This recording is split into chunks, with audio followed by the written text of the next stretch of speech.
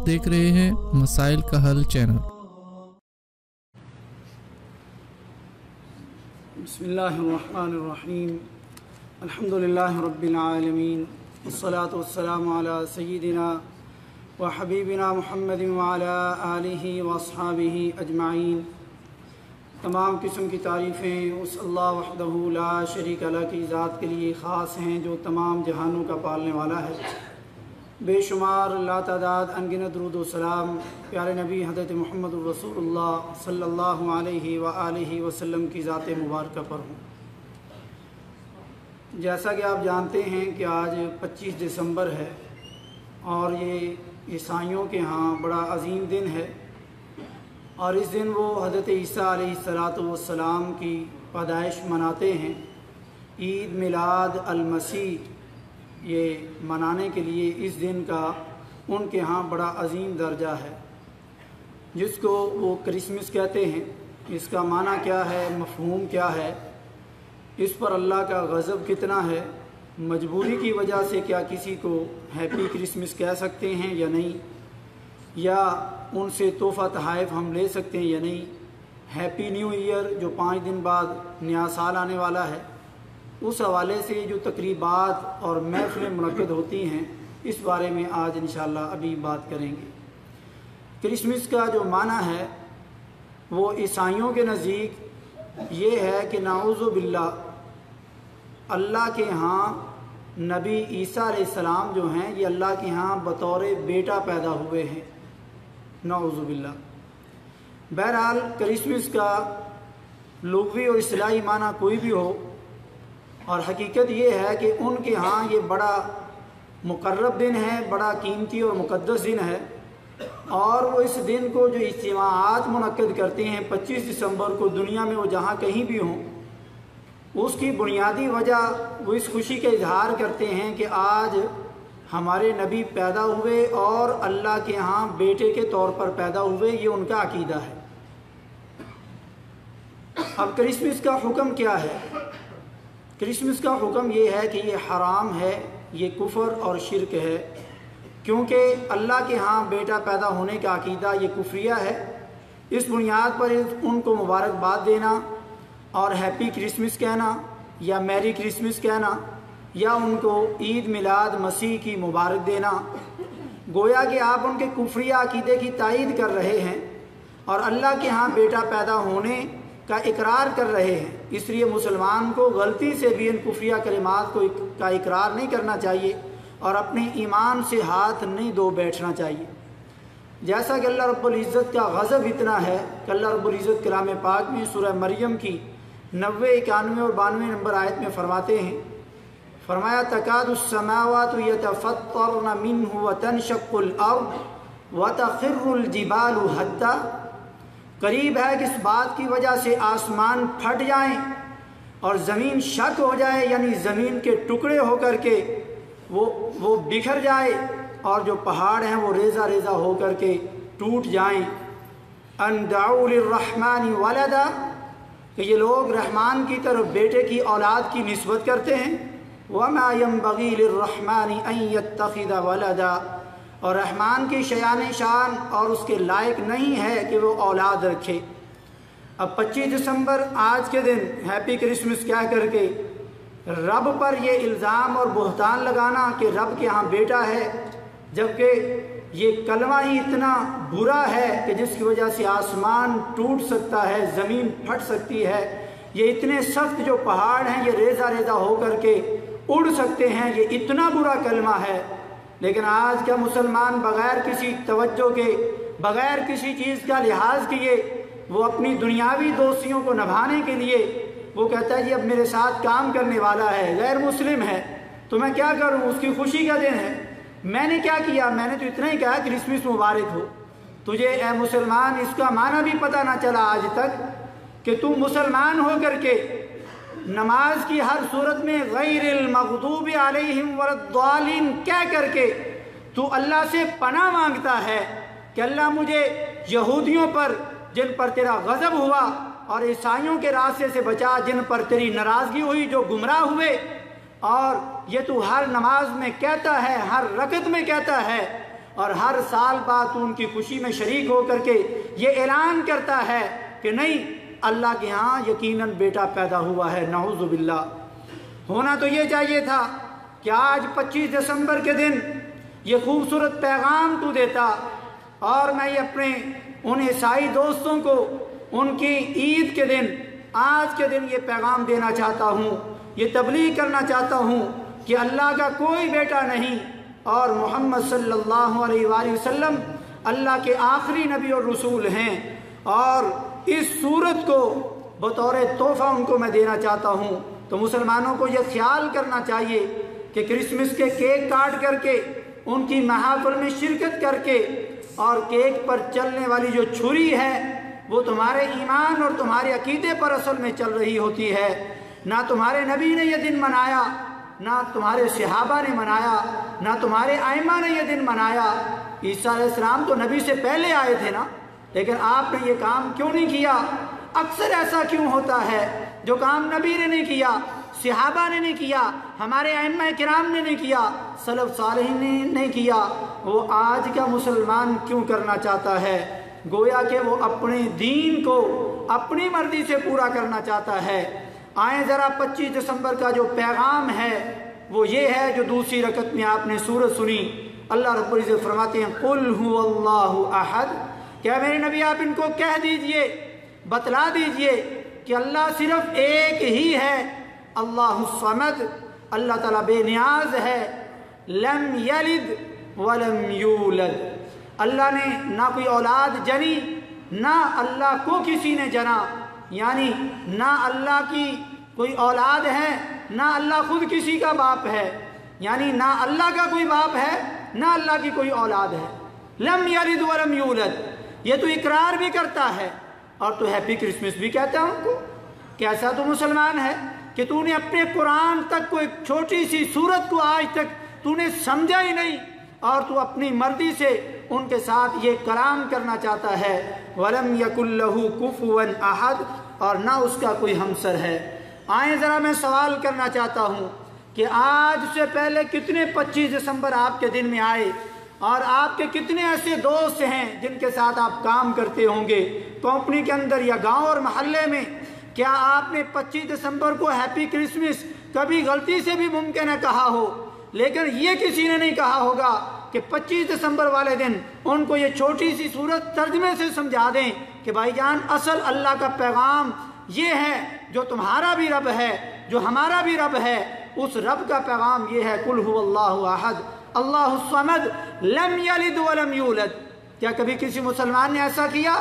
کوئی بندہ آپ کو شاید نہ ملے، لیکن یہ 25 دسمبر کا پیغام تھا جو ہم نے نہیں دیا۔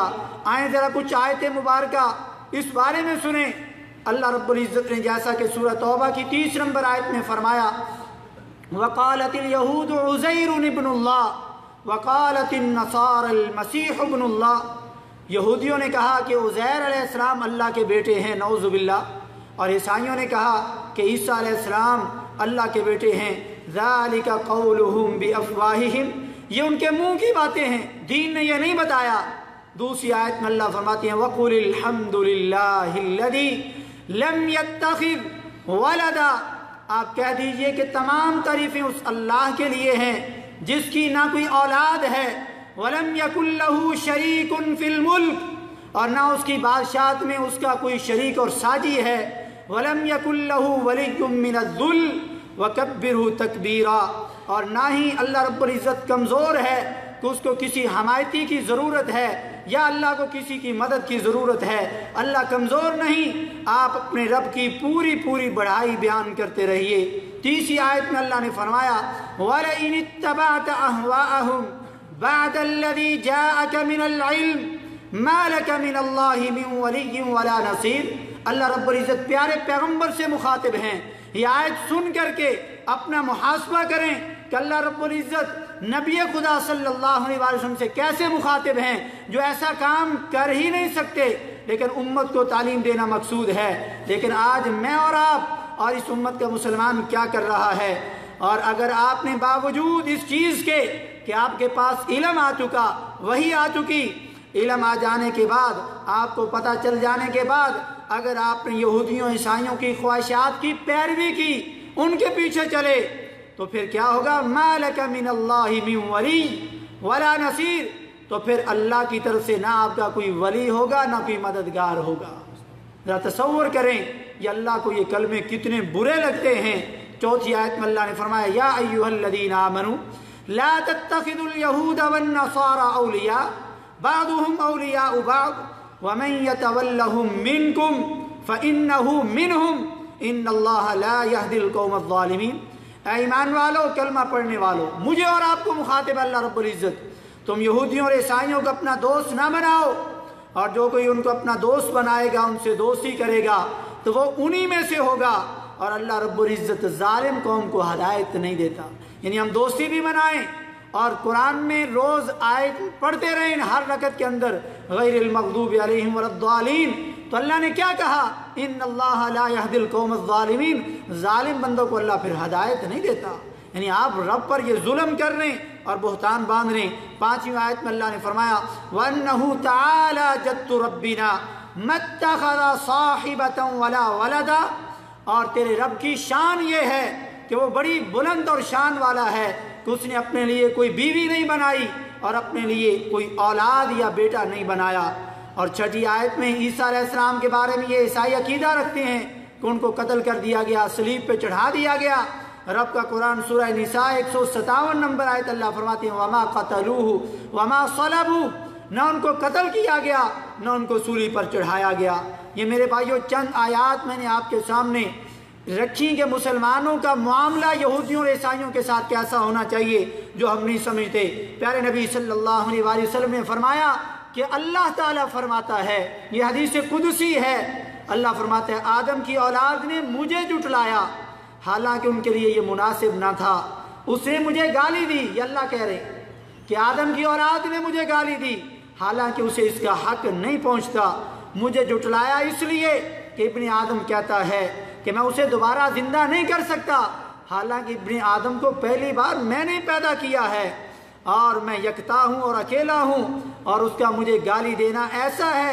ابن آدم مجھے گالی دیتا ہے جس سے مراد یہ ہے کہ وہ کہتا ہے کہ اللہ نے اپنے لیے بیٹا جنا ہے، حالانکہ میں یکتا اور بے پرواہ ہوں، میری نہ کوئی اولاد ہے اور نہ میں کسی کی اولاد ہوں، نہ ہی میرے کوئی برابر ہے، میرے مثل اور میرے جیسا کوئی نہیں ہے۔ یہ صحیح بخاری کی حدیث ہے۔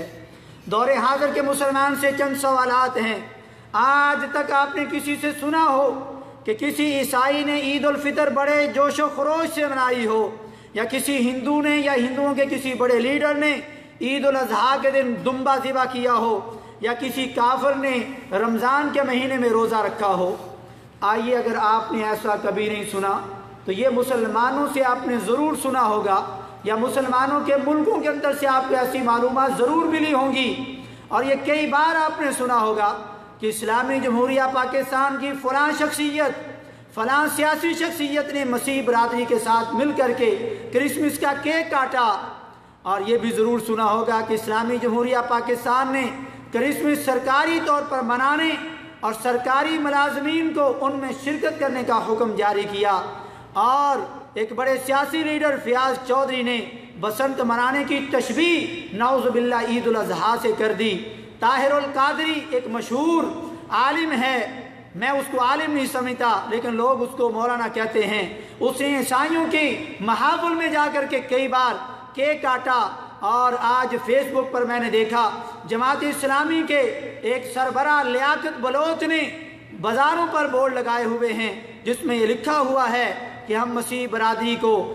اس کرسمس پارٹی میں آنے کے لیے خوش آمدید کہتے ہیں۔ جناب یعقوب شیخ صاحب نے بھی اس کرسمس پارٹی میں شرکت کی۔ حکمران بھی اور نام نہاد مولوی بھی جب اللہ اور اس کے رسول کے حکموں کی سراسر خلاف ورزی کریں گے، وہ کسی بھی جماعت کے ہوں۔ میرے بھائی حضرت عمر فاروق رضی اللہ تعالیٰ عنہ نے کیا فرمایا تھا؟ جو عیسائیوں کی کسی محفل میں شرکت کرے اور ان کی محفل میں ایک انڈا لے کر کے جائے، اس کا اتنا بڑا گناہ ہے جس کا آپ اندازہ نہیں کر سکتے۔ آج کتنے بڑے بڑے ڈبے جو مٹھائیوں سے بھرے اور کتنے بڑے بڑے تحائف ایسی محفلوں میں مسلمان اسکالر جن کو آپ مانتے ہیں وہ عیسائیوں کو دے رہے ہیں۔ کیا یہ اللہ اس کے رسول کے خلاف سراسر یہ دشمنی نہیں؟ کیا اسلام مکمل دینی حیات نہیں؟ کیا اسلام نے ایسا کوئی گوشہ چھوڑا ہے جس کی ہمیں اسلام نے رہنمائی نہ کی ہو؟ ہمیں خوشی اور غم کے طریقے تک اسلام نے بتلائے۔ اس طرح غیر مسلموں کے ساتھ حسن سلوک کرنا، جب ان کے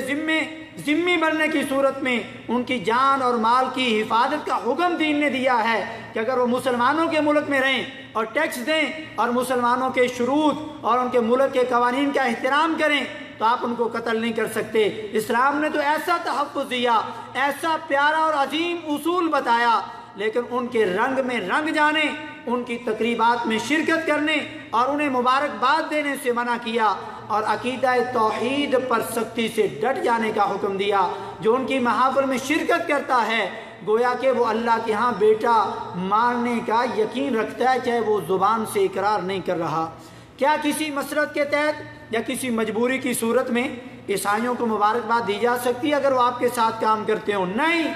بالکل بھی نہیں۔ کفار کو کرسمس یا ان کی کسی عید کی مبارکباد دینا بالاتفاق تمام مذاہب اور تمام مسالک کے اندر حرام ہے۔ عید میلاد النبی، ہمارے نبی کی جو عید مناتے ہیں انہوں نے انہی عیسائیوں سے یہ طریقہ سیکھا ہے، اور ادھر سے شروع ہوئی۔ عید میلاد النبی منانے والے اپنے اس گناہ کو چھوڑیں اور آج کے اس درس کو سنیں اور عید میلاد المسیح کا بھی انکار کریں، اور عید میلاد مسیح منانے کا انکار کر کے اور 12 ربیع الاول کو عید میلاد النبی منا کر کے یہ کیا ثابت کرنا چاہتے ہیں؟ کس کو دھوکہ دینا چاہتے ہیں؟ اپنے آپ کو یا نعوذ باللہ اللہ کو؟ نہیں، وہ اللہ کو کبھی دھوکہ نہیں دے سکتے، یقیناً وہ اپنے آپ کو دھوکہ دے رہے ہیں۔ ان آیات کا، عیدوں کا، میلادوں کا دین کے اندر کوئی تصور نہیں، نہ کسی برسی کا کوئی تصور ہے۔ علامہ ابن قیم رحمۃ اللہ علیہ فرماتے ہیں احکام اہل ذمہ کے اندر کفار کو ان کے مخصوص شعائر پر مبارکباد دینا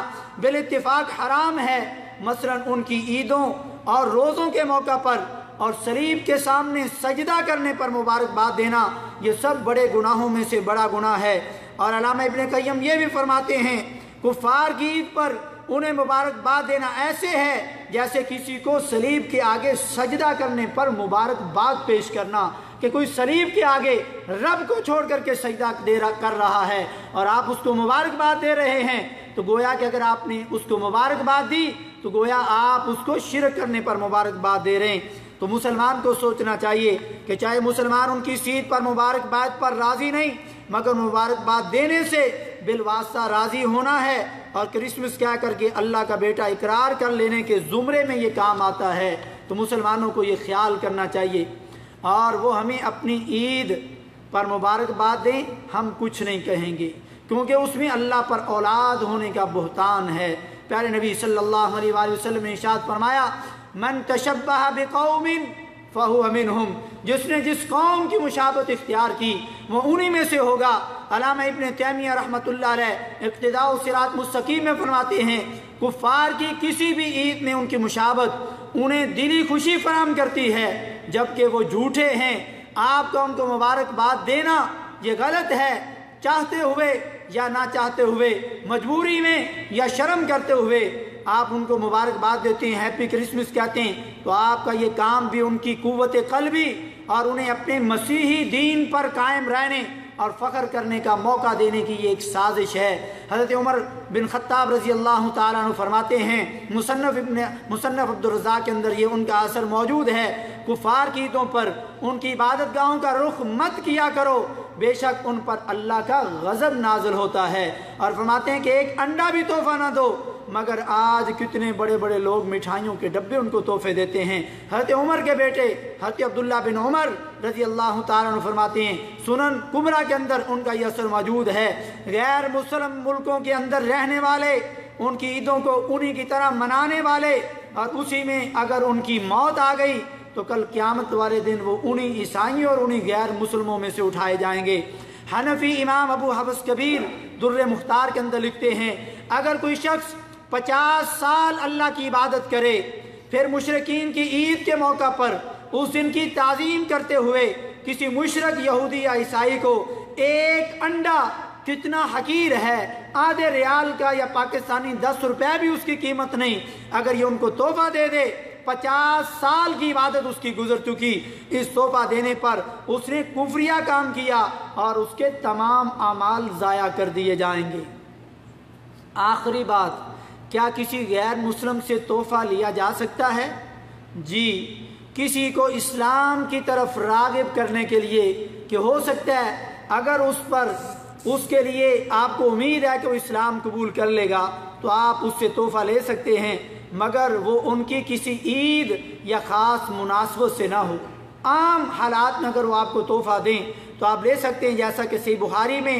ظالم و جابر بادشاہ نے حضرت ابراہیم علیہ السلام کو حضرت اسماعیل علیہ السلام کی والدہ حضرت ہاجرہ علیہ السلام تحفے کے طور پر دی تھی، جو انہوں نے قبول فرمائی، اور نبی پاک صلی اللہ علیہ وآلہ وسلم کو ایلیا بادشاہ کی طرف سے سفید مونس خچر اور کپڑے کا سوٹ ملا جو آپ نے قبول فرمایا۔ اسی طرح اسلام کی طرف راغب کرنے کے لیے غیر مسلم دوست، کلیگ اور آپ کے جو ساتھی ہوں، کام کرنے والے ہوں، آپ ان کو تحفہ تحائف دے سکتے ہیں، لیکن وہ کسی خاص مناسبت سے